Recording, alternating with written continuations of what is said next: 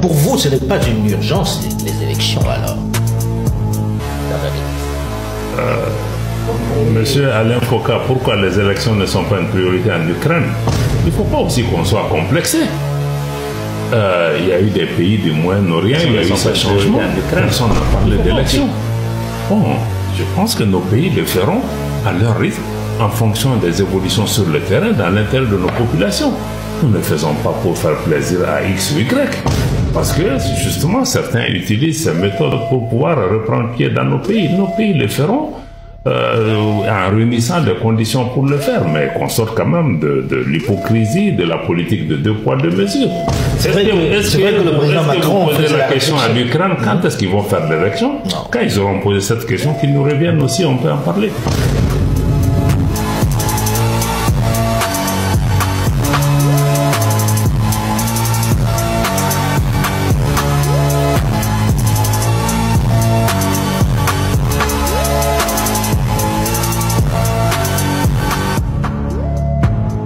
Mais vous travaillez avec la Russie, vous ne travaillez pas avec moi, etc. Vous me tournez le dos. Quelqu'un a posé la question,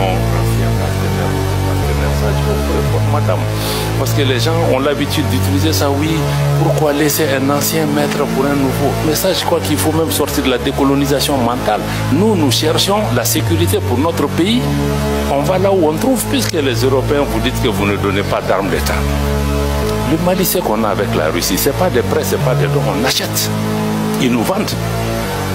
On est parti avec les Européens, avec les Américains, on dit qu'on achète, ils disent qu'ils ne vendent pas. Mais vous voulez que je lutte contre Al-Qaïda, l'État islamique, avec des bâtons? Et subitement, en Ukraine, vous vous êtes rendu compte qu'il leur faut des armes pour se battre. Non, nous, on n'est pas dans ça. Si c'est la Russie qui peut m'aider sur le plan militaire, je ferai. Si demain, c'est les Américains qui font mon affaire sur le plan économique, je ferai. Mais souvent, on peut juste vous demander où est-ce que vous étiez quand les Maliens mouraient par centaines de milliers à Tombouctou, à Gao, à Kidal, hein, et dans la région de Mopti. Personne ne leur venait au secours. Est-ce que vous êtes interrogé comment ces gens mouraient? Moi, si c'est l'intérêt du pays, même avec le diable, je vais dealer.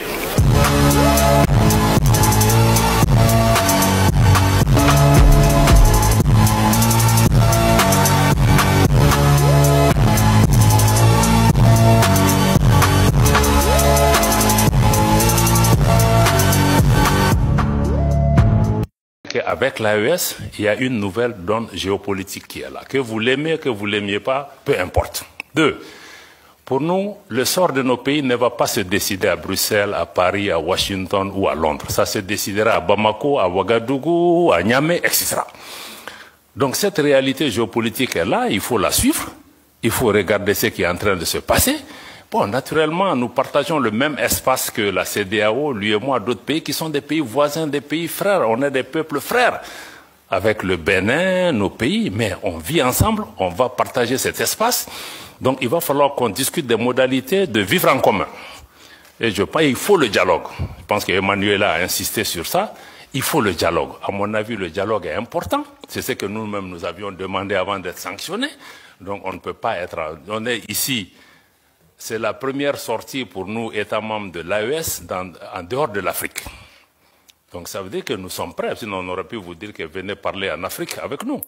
Mais si on est venu, c'est qu'on est ouvert. On veut que vous lisez la dynamique de l'AES à travers nous et non à travers des personnes qui sont mandatées ou qui ne sont même pas mandatées, qui analysent notre région, qui parlent en notre nom. C'est pourquoi on est là. Donc, je dis que même Bill Gates, s'il était en Afrique, il n'aurait pas été Bill Gates, certainement. Parce qu'il n'aurait pas eu l'environnement qu'il faut, etc. Et parce que depuis la colonisation, on nous a amené à douter de nous-mêmes, à nous diminuer, à nous dévaloriser. Il faut que maintenant on fasse cet ajustement culturel de nous voir autrement et de nous voir comme des gens qui sont capables où c'est possible.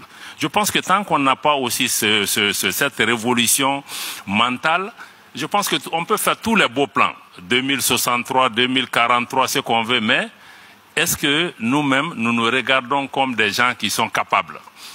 Il faut qu'on sorte du traumatisme, du colonialisme et d'autres pour pouvoir avancer.